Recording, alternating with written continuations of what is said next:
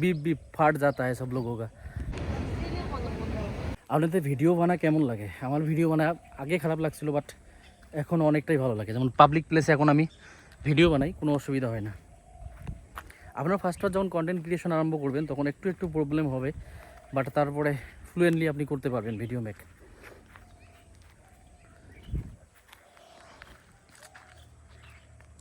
যারা বলে content creation করা সহজ, তাদেরকে বলছি একটু পাবলিক প্লেসে গিয়ে ক্যামেরা হাতে নিয়ে একটু কথা বলে দেখেন না।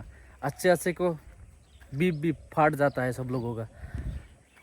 চেক করো একদিন, যদি আপনার মনে হয় যে কন্টেন্ট ক্রিয়েশন একদমই সহজ, সবাই করতে পারে, একদিন পাবলিক প্লেসে গিয়ে ক্যামেরা হাতে নিয়ে একটু কথা বলে দেখেন কেমন লাগে, কতটুক ভালো লাগে। আমি জানি ক্যামেরা হাতে নিয়ে কথা বলা এত সহজ না, তো আবার পাবলিক প্লেসে একটু চেষ্টা করে দেখেন না। আপনারা বলেন কন্টেন্ট ক্রিয়েশন অনেক সহজ, একদিন চেষ্টা করে দেন একটু। প্রায় 1 মাস পর, আজকে 1 মাস পর আবার ইভিনিং ওয়াকে আসলাম।